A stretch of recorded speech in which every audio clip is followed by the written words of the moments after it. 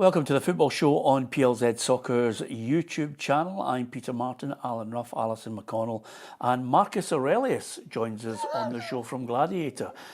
It's his birthday today. Tam's celebrating his birthday with what can only be described as a Roman centurion haircut. and he's got his birthday badge on. What is happening with you? I don't know what's happening with you. You know, you're father to a murdered son. I've just tried something different for my birthday, but I'll be putting it back to normal. Before I came into the show, I went up with my mum and dad's, and my dad says, "What you do with your hair?" So I'll change it when I get here. You need to. Exactly. By the way, happy birthday to you. 44. Cheers. 44, aye. It's just incredible. You know, I feel as if I'm edging towards 50. Well, I am 50. Living. Just yeah. In my mind, I'm still 17, 18, running about daft, and buzz about in training, and now you've got no. The other thing at 44, you've got no hamstrings. I've got no hamstrings. I played 7 sides all night, and I think I've torn my hamstring. So I'm just honestly, I'm just falling apart. Yeah, absolutely. Well, the big bet is, and that's our competition for this week. Will Tam make it to 73 like Ruffy?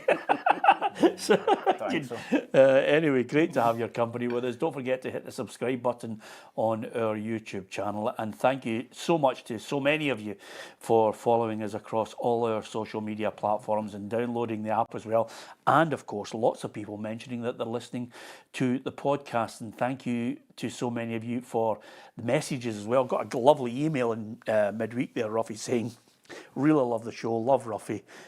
Sorry about that, Peter. Didn't like me. Which is that Margaret? Maggie Ruff? No.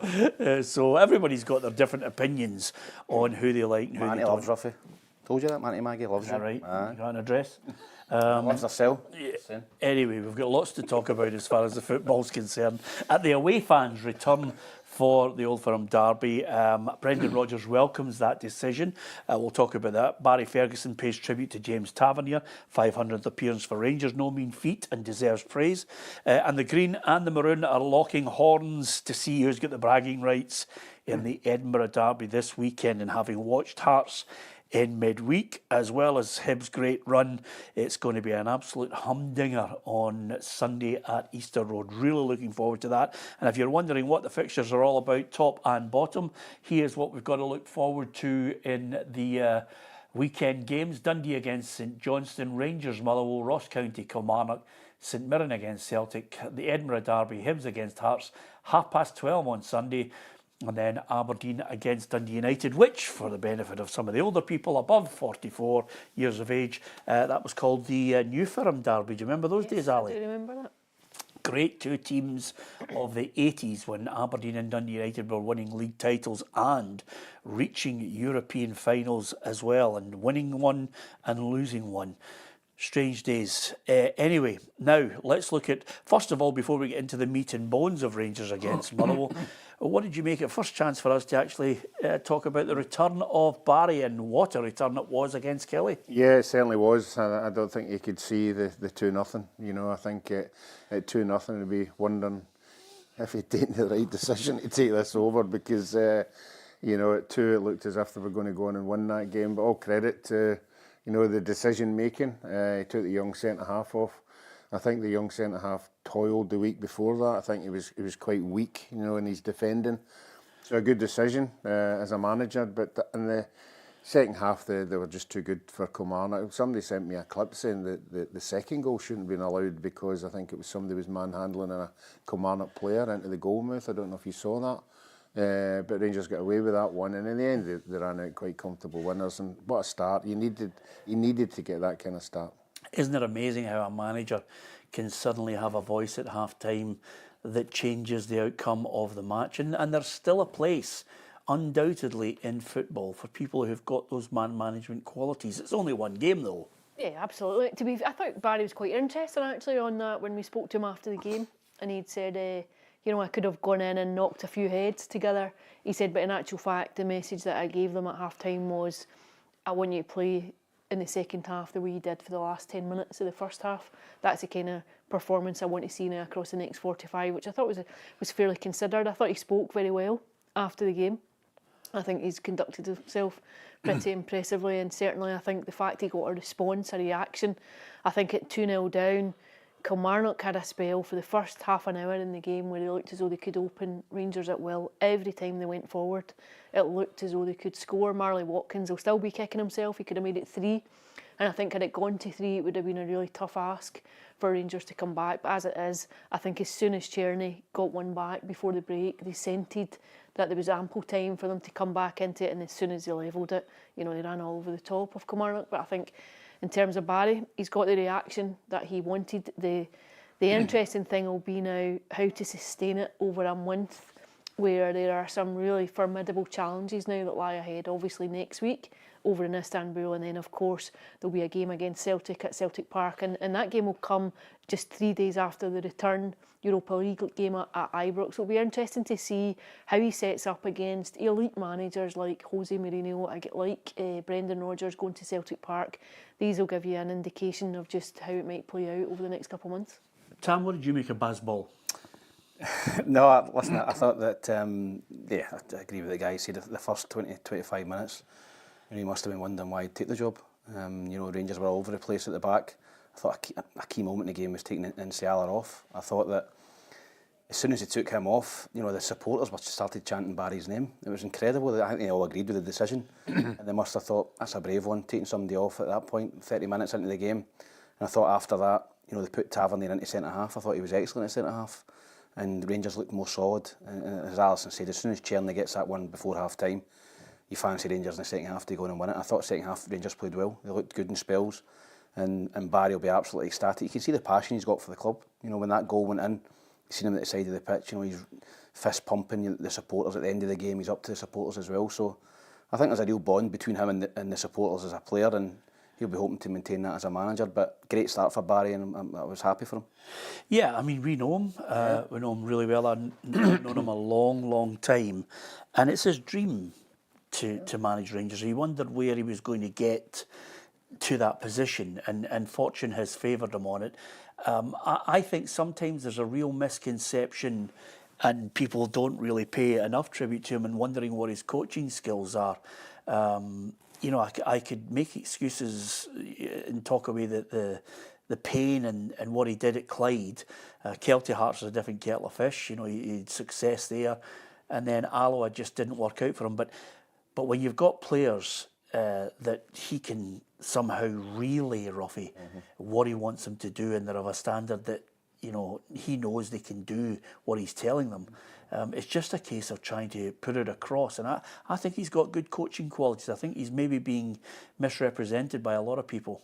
Yeah, I think if you ask anybody, what I'm reading, if you ask anybody who was at Clyde or at Kelty, his passion for the game was always there, and his training was always very passionate. He's a winner, he wants to win any game. He wants to set a higher level, even though it's at Clyde or one of the smaller clubs. I think any player that played with him would have enjoyed the training.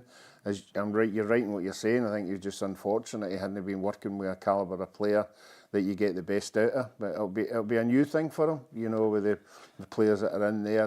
And I think I always say if a manager comes in the dressing room with respect, you get respect and you get a performance. I think Barry's done everything for Rangers, through and through, and playing, whatever, talking about Rangers. I think he's handled himself very, very well. So I think he'll get a response for the Rangers players that are in there because he's passion for the club. Yeah, of course, they're at home against Motherwell.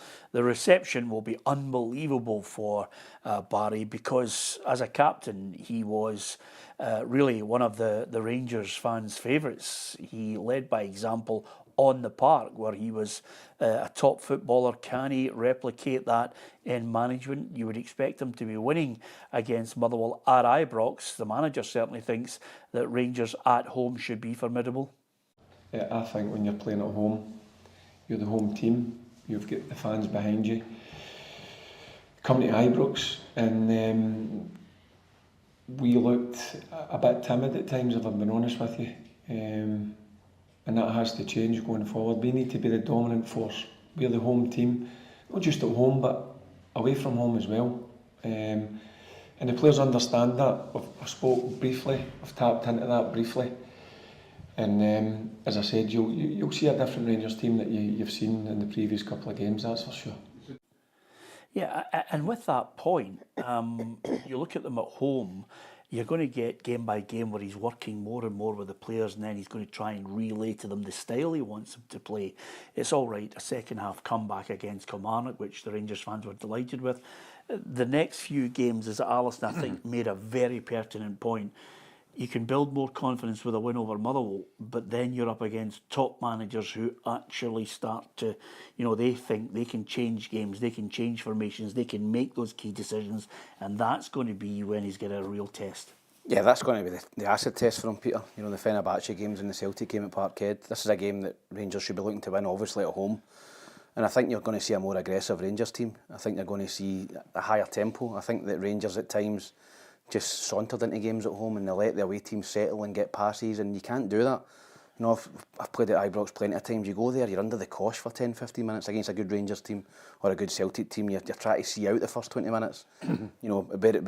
Under Clermont, Rangers were wishy-washy for the first 20-25 minutes. They weren't playing at a high tempo, and at times they just thought, we'll just turn up and beat these teams. So, no, I think you'll see a real aggressive Rangers team under Barry and the coaching staff there.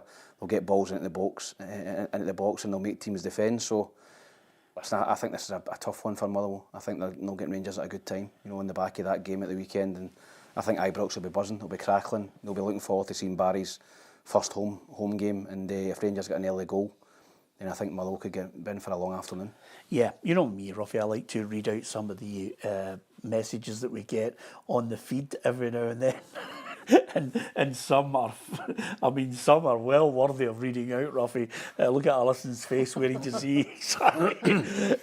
Hugh Burns says to Brian, one of his cohorts on this, Brian says, once again, Peter's fawning over one of his mates. No change there. And Hugh says, Peter judges a manager's credibility based on his level of friendship with him.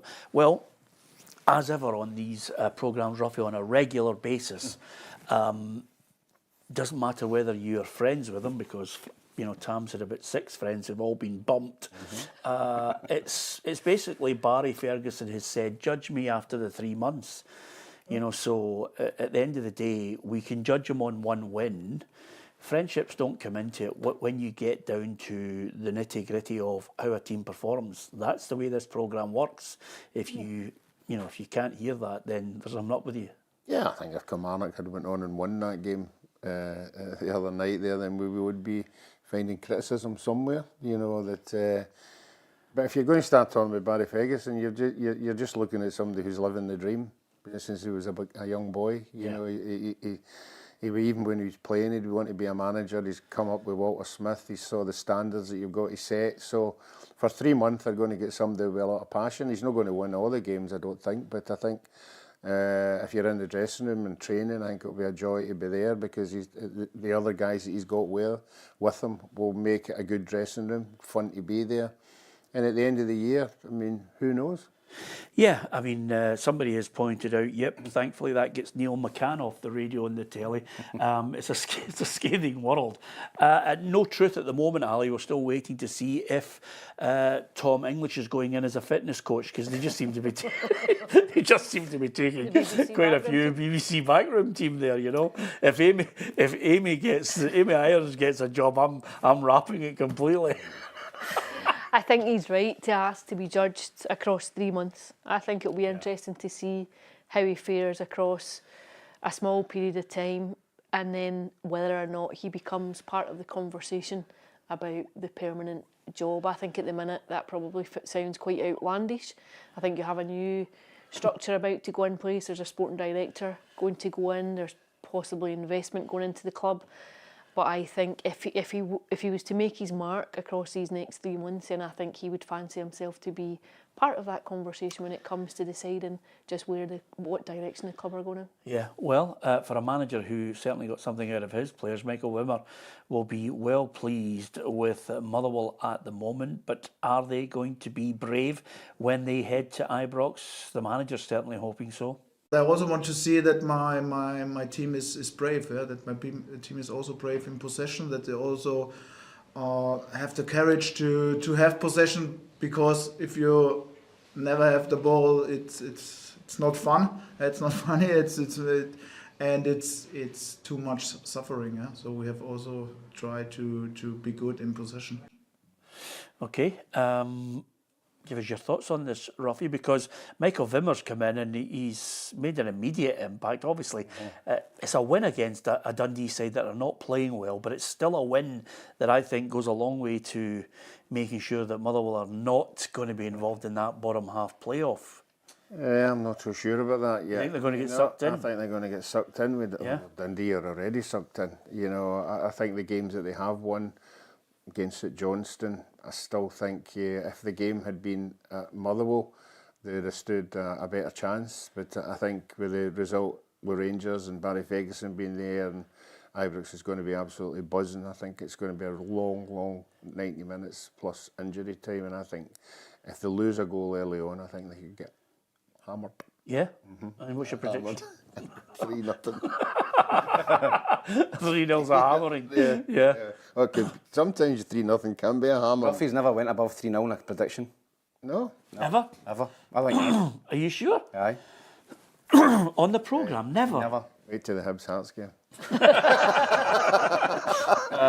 Ali, what's your prediction? 3-0 Rangers. Yeah. 3, it looks 3's all round, Tam, unless you're going to say I'm going to something. go 4-0 with Rangers. 4-0. I think Barry's just going to bring the Baz ball back into Ibrox. Yeah. I think they're going to be right out the traps. 4-0 Rangers. Okay. Give us your thoughts on that. What do you think is going to happen in that match? Will it be one of those days where the Rangers fans will be celebrating Barry Ferguson not only back at the start of the game, but celebrating the manner of victory at the end of the game? Give us your thoughts on that as well. Okay, just on the point that we were making with regards to fans getting back in to the games, certainly it's a welcome return for Celtic and Rangers fans, but I don't know if you remember, Ruffy, a couple of years ago when we were talking about the fact that there were no fans in, I mentioned to you on this programme, I said what will happen is eventually they'll give us a token couple of % back for both sets of fans to go in and think that they're doing everybody a good turn, and it's laughable. It is, you know, I think we want the 7,000 and the 8,000 there, you know, it makes a game of it, but I think they've obviously been talking about it, but I think they've been pressured into it by their associate SFA. I think there's something in the rules that you've got to have a percentage in there. So I know we've not seen any of it, but I'm hoping. Well, what is that? What use is that rule? They've been able to block them out of so many games so far, and it's been a farce. Yeah, it has been a farce, but I think somebody's changed something somewhere, because the way that both of them were talking, it was never going to happen. So it is now happening. So I think that both clubs are getting the credit for it, but I think there's other people throwing their tuppence worth in. Yeah, I don't think either of them are getting any credit as clubs for letting the fans in. Ali, you and I were at the League Cup final. It was absolutely fantastic. 50-50 split. Everything that everybody wants to see in the game. It's one of the most eagerly anticipated derbies in the world. Not technically for football more often than not, but just for the whole spectacle. Sadly, a wee bit of the poison that goes in it. Well, a huge bit of the poison before somebody sends a message on it, but nevertheless, you like to see 7,000 or 8,000 there, don't you? I think it's diluted without having away fans into either ground. I think it takes something away from the game. I think it's an entirely different proposition when you've got a split of tickets. I think the news that came out this morning is a step in the right direction, but you would hope that's all it is. You would hope that you would get to a point where you're back to the 7,000-8,000 mark. I don't know if it will ever go back to that. Ever? I just don't know. I don't know. I think this is to be welcomed, the fact that you're getting some in, but you want a bigger percentage. I think you want to get more, and I think the theatre of the game is better for it. I think I've said this before on this programme many times. Like, I remember interviewing Henrik Larsson on all the derby games that he'd played in, and he was saying the reason why the Celtic Rangers game was the best derby out of the Manchester derby, the Real Madrid and Barcelona game, was the fact that supporters travelled in great numbers and you had this great sense of occasion. Yeah. Whereas obviously in Spain you don't get fans travelling between stadiums. I think definitely it's a different occasion entirely, and even at Hampden you sense it. And I think you get a better game quite often because of it. Yeah, absolutely. It really is one of those spectacles that you have to savour. If you haven't ever been to one, you'll try and go to one at Hampden, because that's the only sense you'll get of it. But I've been to the Merseyside Derby on numerous occasions, Ruffy, and only as recently as the last couple of weeks. It is not a patch on many a Celtic Rangers game that I've been to. Oh, well, I obviously for 20 years playing football, I'd never been to one, and then obviously when I retired, we went to one at Ibrox, and when I went in, I just went, wow. It was one of the games, I think one of them had qualified for a big tournament, and the banter with the hats and the balloons and everything that was going for both sides, and the songs and everything. Okay, there was some songs you didn't want to hear. Yeah. Were you there at that game? Well, I was there, but for me it was... You must have been in the boardroom, were you? No, I was with you. We were doing... Oh, we're commentating. Was that the day you were scared to go for a pie? No, in the case time you you sent me for the pies. I didn't think I was coming back. You should have seen it. That must have been terrified. You should have seen his face. Yeah. Get slaughtered. Aye. Yeah, absolutely. I'm a lot of nice people. Yeah, absolutely. Yeah, absolutely.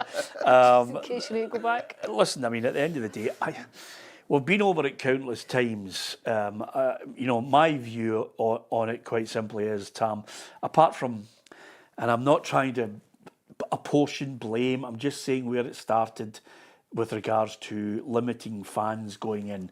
It was through in the East. That's not me trying to take the blame away from what happened in the West. I'm just telling you where it started, of saying we're not going to be giving an allocation to Rangers fans for the game at Easter Road, which was Leanne Dempsey said it. And then, of course, they started limiting the Edinburgh Derby. The ultimate thing here from the Rangers' point of view, it had been bubbling for such a long time with Rangers fans not wanting to see 7,000 Celtic fans in there celebrating. And slowly but surely they chipped away at a boardroom, and suddenly you get a tit-for-tat situation. But, Rangers just basically limited them. Yeah, I think you're hoping now, Peter, with obviously the announcement today that that's possibly on the way back to getting a full allocation for both teams. I think it will give Rangers a big boost. Barry Ferguson obviously going to Parkhead in a few weeks' time. Even if there's 2,500 or something like that at Parkhead, gives you a boost when you come out and you see your own supporters, rather than going there and there's nobody. So I just think it will. I'm hoping that they can get the full allocations back, because there was nothing better. There was an explosion of noise in a way. When it was at Ibrox or the Rangers scored at Parkhead. Well, I can remember Neil McCann scoring at Celtic Park when Rangers won the league that day, and Neil McCann rounded the goalkeeper, scored the goal, ran, spotted the Celtic fans, and then just went behind the goal and went over to the 7,000 happy Rangers fans. Yeah, I just think it adds to the whole fixture. I think it's one of the biggest derbies in the world. There's no doubt about that, and I think it's been diluted by no away fans. So listen, hopefully this is the start of 7,000-8,000 that whole Broom Loan, or the 7,000 at Parkhead, where the supporters are back in and you can add to the fixture. But I'm just glad that there's, at least they're trying to get something going. But you're right, I think it was at the time Rangers were getting beaten, it seemed heavily every time at Ibrox, and I think that kind of scunnered them a wee bit to try and get their own supporters in to give them more of an advantage. Yeah, here's what Brendan Rodgers had to say about the return of the fans. There's arguably no greater rivalry than Celtic versus Rangers. It's just good to have both sets of supporters in. We just had to get supporters in. That was the starting point, and hopefully we can get back to where it was before. It is great for everyone, great for the game, great for the spectacle of the game, and great for supporters who get to see their team. And I agree with Brendan 100% there. He's absolutely right, trying to get back to where it was before. Yeah, I think so. I think that's what everyone wants. I think there's a huge body, even among both supports, that would welcome the move to have fans back in and have an away allocation. I think it benefits the fixture, it benefits supporters. It benefits also the commercial aspect of the game when it comes to trying to sell the game, when you're trying to bring in sponsorship and all these things that benefit and boost the profile of the Scottish game. I think that's what you want. Well, I'm going to give you a little insight, Ruffy, and I'm going to be jumping now and trumpeting the performance of St Mirren, albeit they lost to Hearts in the end by 3-1. But it was... Flattered Hearts massively. I thoroughly enjoyed the game. And the funny thing is, there's two elements to this. it's amazing how supporters, and I was in Edinburgh the next day after Hearts had won 3-1, and I was speaking to Hearts fans who said, oh, St Mirren are a really physical team. They're not nice to watch. And I thought to myself, I must have been watching a different game. St Mirren play some really good football, and you're looking at it and you're saying to yourself, there's no surprise that Stephen Robinson works wonders with them. They've got a great mix of, yes, they can mix it up physically, but boy, they can play some lovely football on the deck. Yeah, I thought they were unfortunate. I think there's a big boy Taylor. I thought he was poor at a couple of the goals. For Hearts, got to give Hearts credit. Didn't think they played particularly well, but they got the result, and they're going well at the minute. But yeah, you're right. Stephen Robinson has built a decent squad there, and they've got Celtic in the evening fixture on Saturday, and Celtic won't be relishing going to St Mirren Park. The pitch is poor as well. And St Mirren will be quite happy with that. And I think they're quite happy to go back to front at times, not all the time. Celtic want to obviously play it on the ground, so but it's a tricky fixture for Celtic.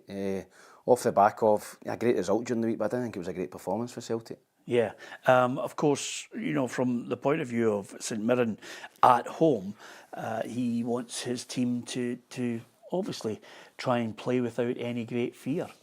Looking forward to it. It was live on TV. We're playing well, and as we approached all the games, we're playing with no fear.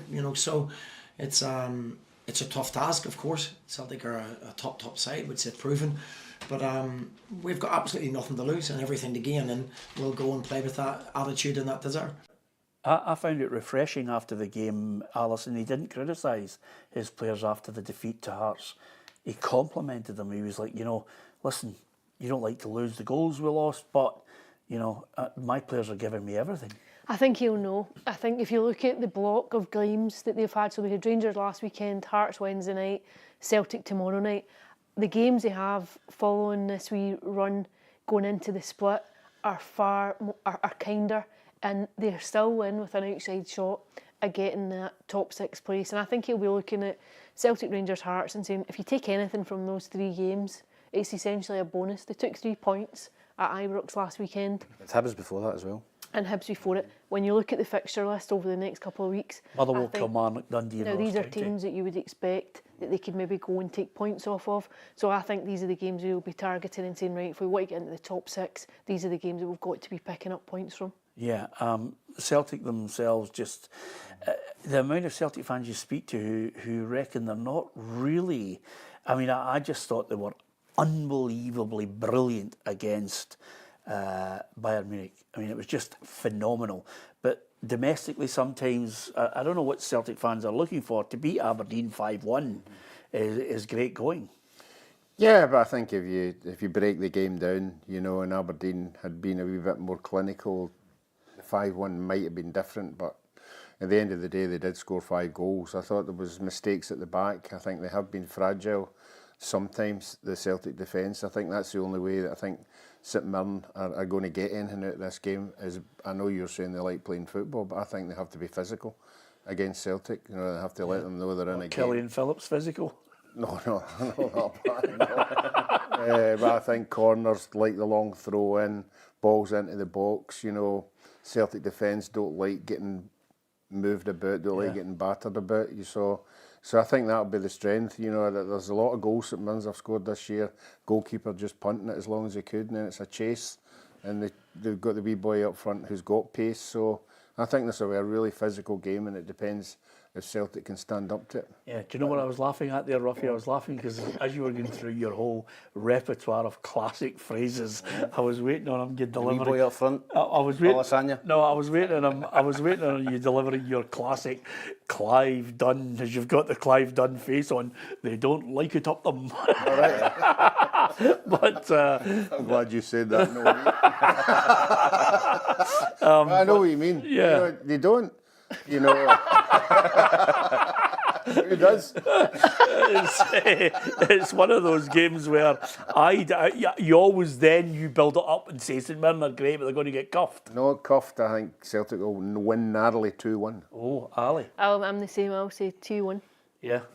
2-1 Celtic, yep. 2-1 Celtic, okay. I'll go 3-1 Celtic. Again, as you say, Ali, they've just march on relentlessly. I think, is it 5 more wins To the title. To the title. I just wonder if there is subconsciously a bit of, not quite apathy, but the title is won, I think, regardless. There is no real ambiguity about who's going to claim the championship. I just wonder sometimes if that doesn't lead to an element of drop-off. What if my mate Barry goes on a sensationally winning run? Well, he would have to beat Celtic, obviously, at Celtic Park 2. I think you'd be hard-pressed to find anyone just now who expects that Celtic might get a run for their money when it comes to claiming the title. Yeah. And I just wonder if that takes a bit of an edge off performances. I think maybe the opening 10-15 minutes against Aberdeen, it looked fairly sloppy at points, and then it got better as the game went on. But I just think sometimes when you're in that position, when you're so far ahead, it can be hard. Whatever you do and whatever you're doing in training, whatever the philosophy is, it's coming down from the manager. It still, I think, can be quite tough just to keep that edge to your performances and to games. Yeah, okay. So we think Celtic will edge it. What do you think? Think Rangers will be comfortable. What do you think? It's all about opinions. Give us yours. We'd love to hear from you. Try and keep it decent when you're putting your point across in our messages. We love that. And of course, if you are a fan of the programme and the content that we're putting out midweek as well, Women's Football Show, we've got the journos, which is very well received. Lots of different content, 7 days a week, reporters out at the games, managers, players' reaction. And if you download the app, you get it all at your fingertips. Why not join the football family and hit that subscribe button on our YouTube channel? And thank you to so many of you who have managed to do that. And we've got lots of different guests and more one-to-ones coming up to entertain you. This is the channel where 7 days a week we are bringing you football and taking it to the big guns and broadcasting some who don't follow Scottish football as much as we do. So hopefully you're enjoying our content. And coming up after the news, we're going to get the thoughts of Tam McManus. Is he predicting a big win for Hibs in the Edinburgh Derby, or is he going to shock us? I don't think him or Ruffy, I don't think on this show, 13 years, I don't think I've ever heard either of them suggest that Hearts are going to win an Edinburgh Derby. So let's find out if they're going to change their attitude and their predictions after the news. Hello and welcome to your daily news headlines on Friday the 28th of February, sponsored by Arnold Clark Rewards. Buy a car, download the app and get rewarded. Motherwell head to Ibrox to take on Rangers on Saturday in the Scottish Premiership, and Michael Wimmer believes that the team head into the game in a good place following their win over Dundee midweek. Yes, absolutely. I think it's a big challenge on Saturday. But I like it to compete with the best teams. It makes us better, and I like this challenge. And it's not easy, but it's more easy to drive to Ibrox with a win after Wednesday. Dundee defender Joe Shaughnessy has stressed that the Dundee players are going to stand up and be counted as they head into a massive game on Saturday against St Johnstone. You know, we've got to do that now. We've not really got a choice. You know, there's no one in there that's going to lay down and just accept that we're getting dragged down into that, to the bottom of the table. But you got to stand up and be counted and be prepared to kind of fight your way out of it. And finally, Rangers fans will be in attendance to the next Derby game on the 16th of March at Celtic Park, as the two clubs managed to come to an agreement. Those were your daily news headlines on Friday the 28th of February, sponsored by Arnold Clark Rewards. Download the app, buy a car and get rewarded. Yeah, thanks to Cara Henderson, and Cara will be out covering a game for us at the weekend as well. Well, we always try and deal with up-to-date news as it breaks on the show. And of course, if you can't watch the show live, you can indeed watch it at your leisure, or indeed listen to it by downloading the podcast as well. And the news that's coming out, Ruffy, is something that we were all eagerly waiting for this week. VR explanation. That's what I love about you, Ali. You're on the case. That smile on your face. And the breaking news, Daisen Maeda's goal should have stood, says SFA panel. And this is, of course, the equaliser against Hibs. That's the verdict of their key match incident panel after reviewing last weekend's 2-1 defeat for the Hoops at Easter Road. The 82nd minute goal was ruled out by VAR, as it was deemed the ball had gone out of play before Alistair Johnson's cross. So, your immediate reaction, Ruffy? First reaction was I thought the ball was out. You know, I know that we've seen hundreds of angles, and I'm sure a lot of people have seen the same. It's a tough one, you know. I mean, I know that there's 5 of them. Everything they have a vote, don't they? It's either 4-1, 3-2, or whatever. It'd be interesting to see how close it was to come to that decision. But for me, I thought the ball was out.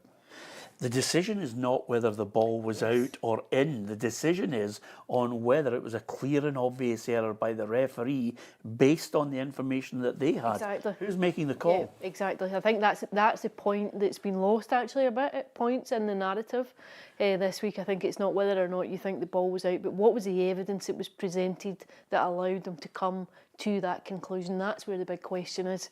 And I think, you know, you could look at 100 angles in every different perspective. There have been fans' footage, there's been the official footage, and no one could say with any great clarity whether it was in or out. So when you've got that huge question mark hanging over it, then what was the evidence that was presented then to get to decision? And I think that's where it comes down to, was it a clear and obvious error? And the answer is clearly there wasn't. Yeah. Why wasn't there with VAR?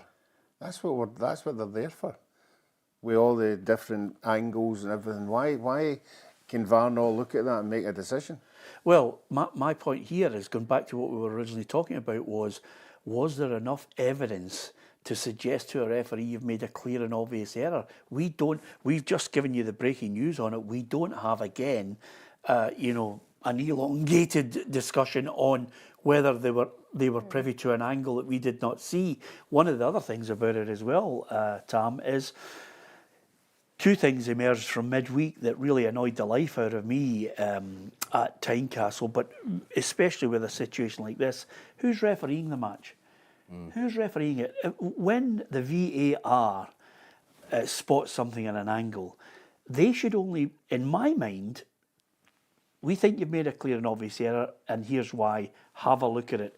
At that point, VAR, all the officials should shut up.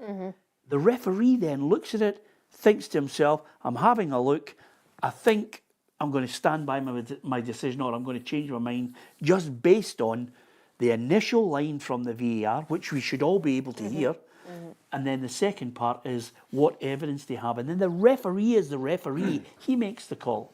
But he isn't at the minute, is he? Well, we don't think so. VAR refereeing the games. I also think if you've got quite a young referee or quite an inexperienced referee, and you've got someone who's more experienced who's in the VAR room, I think there's definitely a sway there if they say, I think you should take a look at this. Are you sure about your decision? I think it would be interesting to hear some of the conversations that allow a referee to reach the conclusion that's there. I'm with you. I think it should be, can you come and have another look at it? We're going to shut up.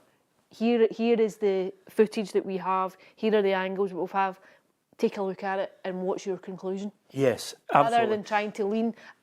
Now, you'd have to say, I don't know. We don't know if there is that kind of leaning towards a decision, or if there is I think you have made it. We could be speculating here and be wrong, but I certainly think if you've got a fairly experienced referee who's in the VAR room and you've got a less experienced referee, I think there's a danger of that happening. But if I'm the referee in that game, there's no way I can tell whether that ball was in or out.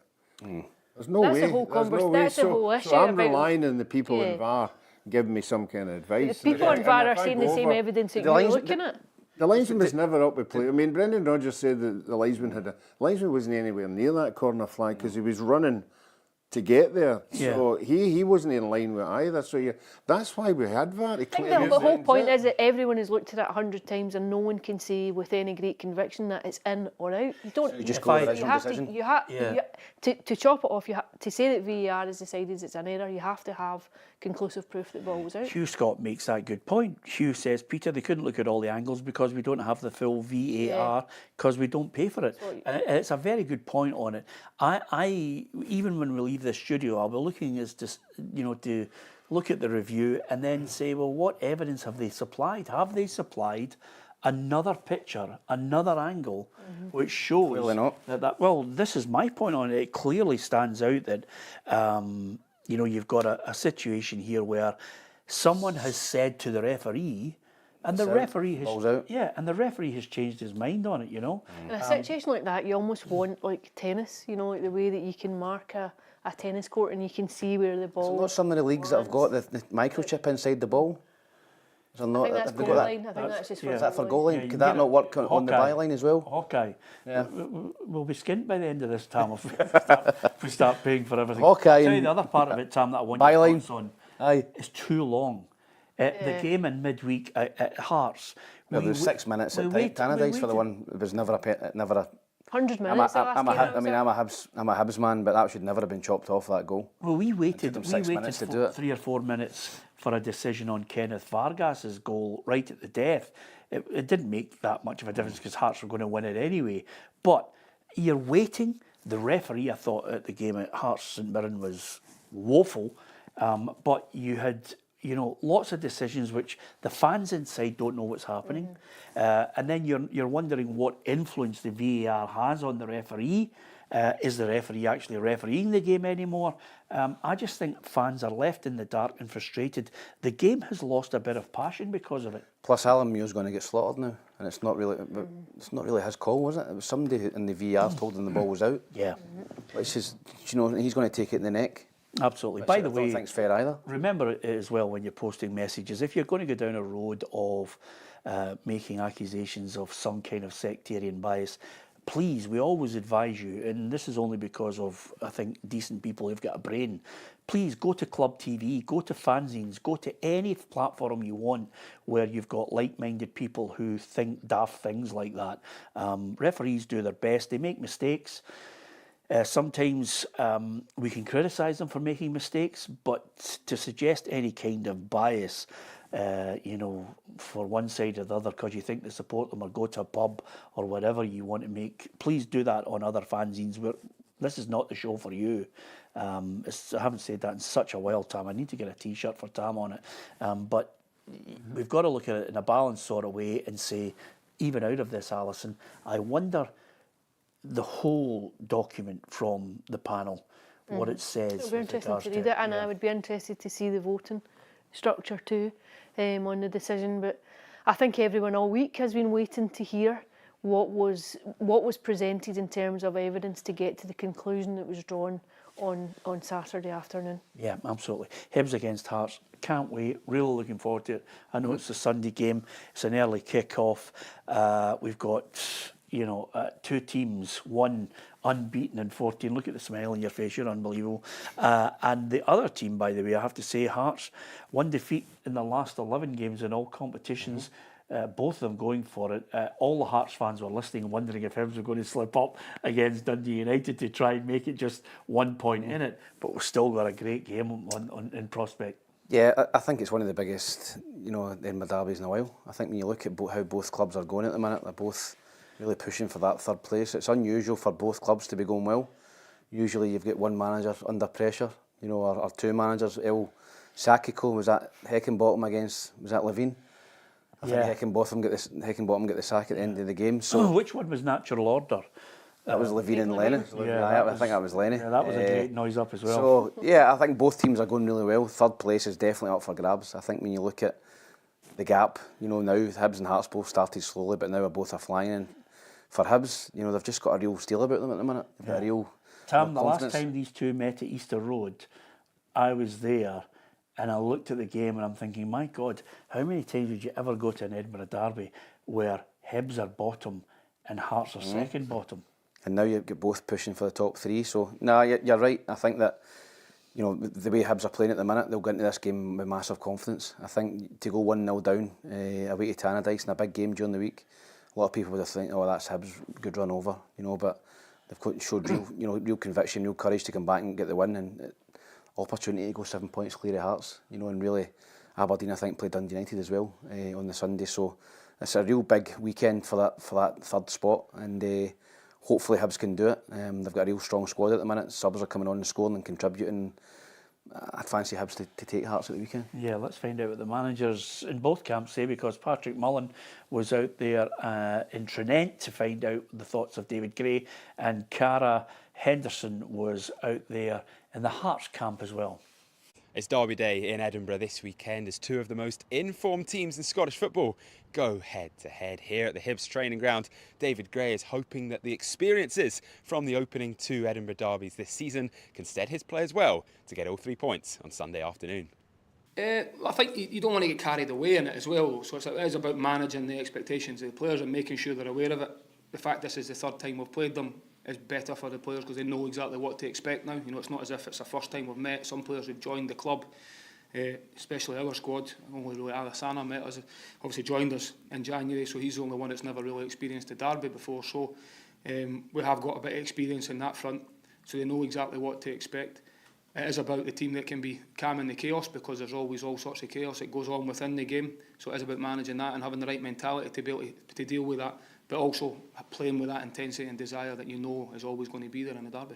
Neil Critchley's side will be full of confidence heading into this game, and we've got PLZ Soccer's Cara Henderson at the training ground now. Thank you, Patrick. I'm on the other side of Edinburgh today at the Oriam, and we've just finished speaking to Neil Critchley and Craig Gordon ahead of Sunday's big clash in the capital. Speaking of the differences in his squad from the last time the two sides met on Boxing Day, Neil Critchley had this to say. Your identity takes time. You need consistency in your work for the things that you want to become habits. To become habits, you've got to keep working at them, and we've probably had that time, and we've been better at both ends of the pitch. I think January helped with some of the players that we brought in, and there's a new energy and enthusiasm from the players, and I think we've seen the benefits of that. So you're certainly starting to see the identity Neil Critchley talked about, and you're definitely seeing the benefit that time has had on both of these squads, developing players, getting used to the tactics as they now both fight out that top six. Of course, though, they won't want to take their foot off the gas. Both sides know how tight it is, how one victory, one loss can make for big changes in the league. So it makes a very intriguing encounter on Sunday. So half 12 kick-off at Easter Road, so make sure that you follow all PLZ Soccer channels to make sure that you get all the action and then reaction from the managers and player after it happens. Yeah, brilliant. Thanks to Patrick and Cara there. Splendid job giving us the latest news from each camp ahead of Hibs against Hearts. There are so many different things. Just briefly, Tam, what's your thoughts on McGrath signing for 4 years? Good deal? I think it's a great signing. You'd love a 4-year deal, wouldn't you? I signed 2 5-year deals at Hibs. So aye. No, listen, I went and scouted McGrath for Stephen Kenny when Stephen was Island manager. I don't know if you remember. I went down to watch him for St Mirren against Kilmarnock, and he played well, and Stephen eventually did give him a cap. So he's a very, very talented player. A wee bit injury prone this season. I think he's done his shoulder, but 28 years old, peak of his career. I think when your opportunity comes for you go from Aberdeen to a bigger club in Hibs, then you take it. Yeah, absolutely. That Kenny is in Los Angeles. Kenny, it's up to yourself. You just want to leather him right now on that line. And we haven't heard from Kaiser, the Aberdeen fan. He left the feed after the 13 or so games where they couldn't buy a win. When you look at the evidence, though, Ruffy, I'm saying here, Kukarevic scoring. You've got Kabangu in there that I think he's a really useful player.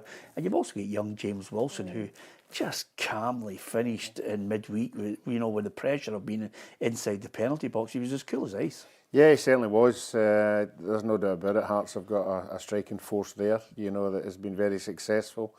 It's good that both teams are getting in with a lot of confidence. I just think the two things for me are going to make Hibs win this. One is, now I'm going to contradict myself here, the home advantage is something. My biggest worry is Hearts have got the better goalkeeper. And I think Craig Gordon... Yeah, I'd agree. I'm still not convinced about the boy. I mean, that boy last week against Celtic, what on earth was he doing? And then unfortunately he's had good games. He had a couple of double save against, I can't remember who it was fantastic. But then he's prior to do something like this, Craig Gordon isn't really. Craig Gordon's a big game player to make saves, make this saves, and he's done it in the last 3 games. Unbelievable saves. And he's the only one I think that's going to prevent Hibs from winning this game. Yeah, okay. Oof, that's good. That's a big build-up there from Ruffy. So there are Jambos fans sitting on the edge of their seat right now just thinking, I'm going to look at it. It's the 28th of February. Ruffy's set it up brilliantly. He's complimented the Hearts goalkeeper. He's given all the evidence. And now we're ready to finally break a 13-year run. A 13-year run for the Edinburgh Derby. We're finally, even at Easter Road, with Hibs favourites. Ruffy is going to go against the grain. Let's hold on with him and go to the predictable. What about yourself, big man? What do 2-1 Hibs. 2-1 Hibs? Yep. Why? I just think Hibs are a better side at the minute. I just think they're playing with confidence. They've got the home advantage. They've got goals in them. I agree with Ruffy about the goalkeeper. I'm still not convinced about him. But I think Hibs will nick it. A tight game 2-1. Yep, I'm going to go 3-2 Hibs, Ali. I'm going to say 2-1 Hibs. Right, and well, you must feel as if Craig Gordon can have the biggest game of his life, that they're going to get beat 3-1. Yes! Oh, they're off, We have a great game, but concede. He sucked you right in there, Pedro. honestly, Ali, that's exactly what I'm thinking. Craig Gordon's going to have a fantastic game. He's going to make 2 world-class saves, but 3 are going to sneak through. There you have it in a nutshell. So all 4 of us going for the Hibs. Listen, we've been wrong before. Give us your thoughts on that and how you you think that's going to go. There was a time, and I know some of you might think, oh, for God's sake, will you stop harping on about it? But I remember days when you would go to games and think Aberdeen and Dundee United are going to give you an absolute doing. The 2 of them are coming up against each other. In the 80s, they called it the New Firm Derby. So Aberdeen against Dundee United. It's at Pittodrie, and our man in the northeast, Kobe Henderson, is looking forward to it.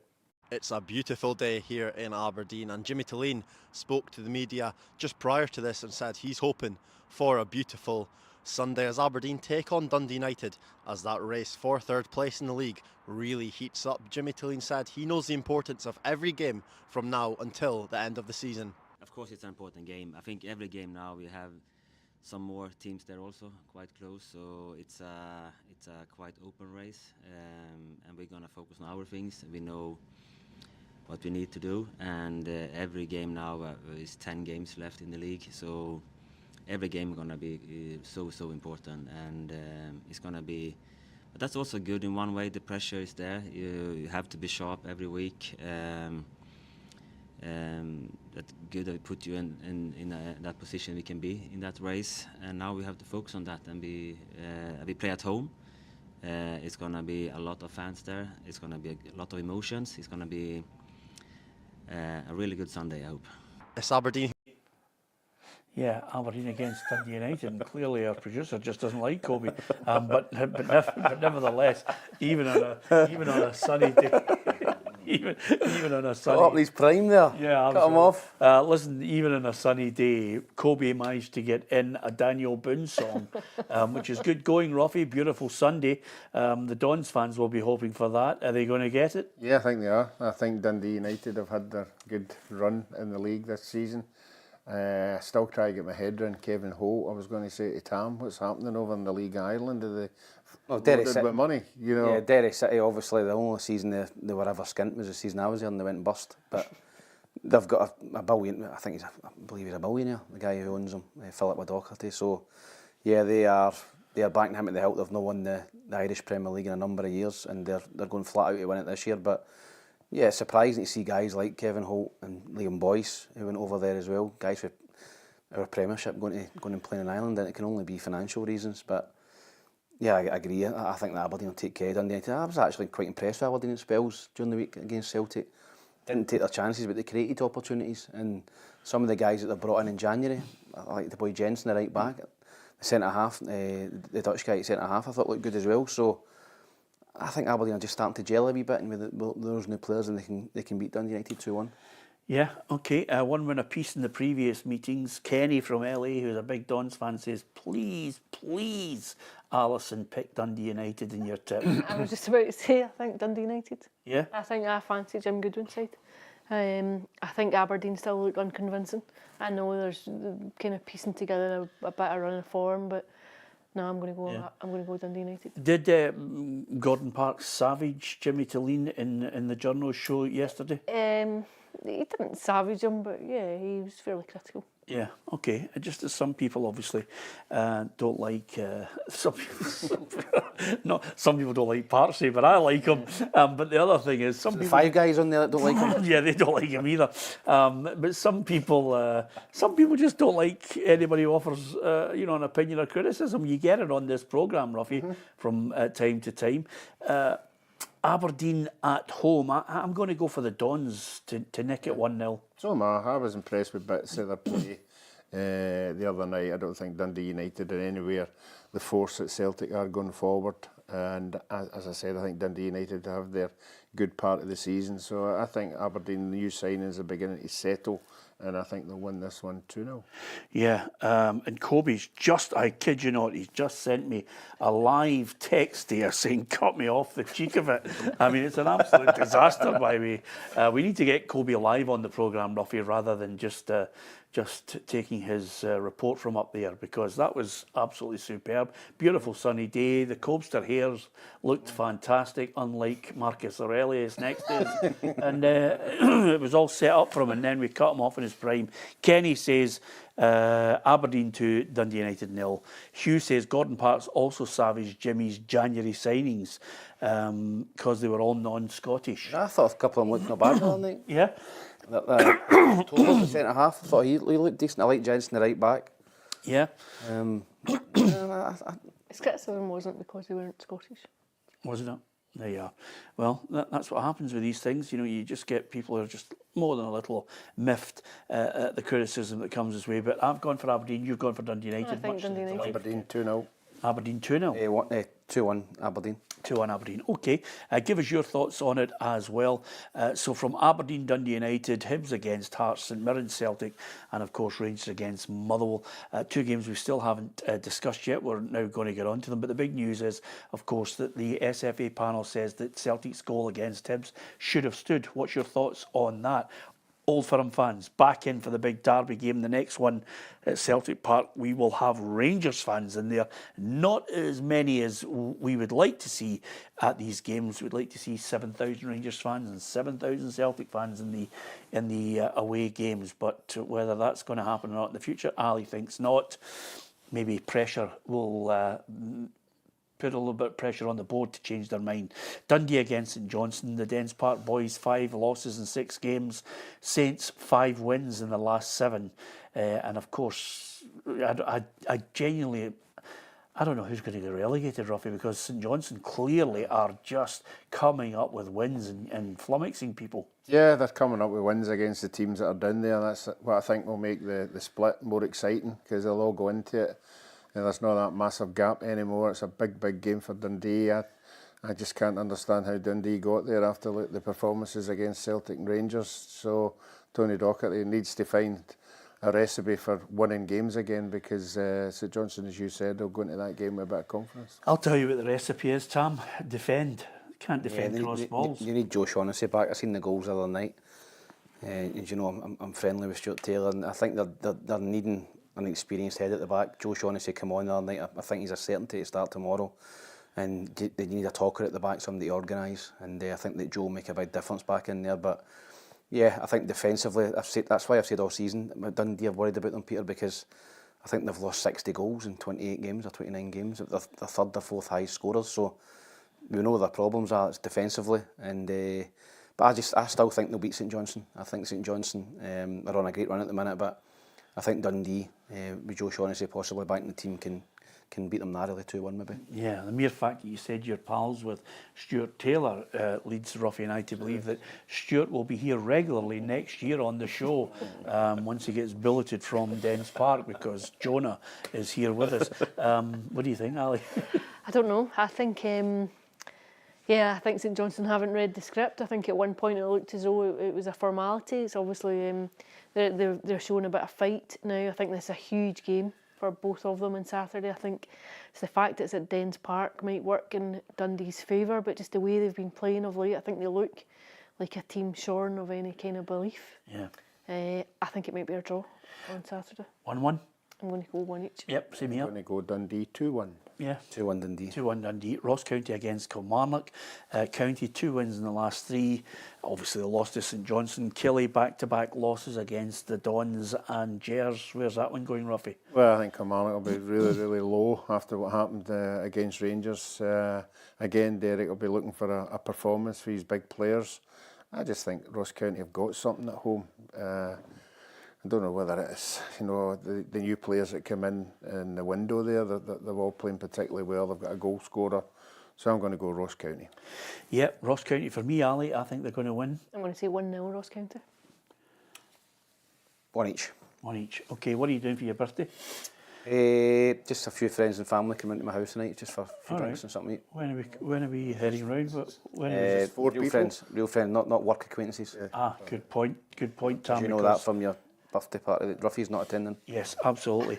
I think we should all go to Hugh Burns' house because he's got Aldi's sirloin steak, which is very unusual for a Friday, Ali. Sirloin steak on a Friday, Ruffy. We should go to Hugh's house. What about Les's comment? Where's that? I've missed that. Tam looks like he's got a Frankie Howard hairpiece. From up Pompey. That's exactly what he does look like. But to be fair, This is where I'll get a thick skin. what are you on about? All the people on the show got you a present.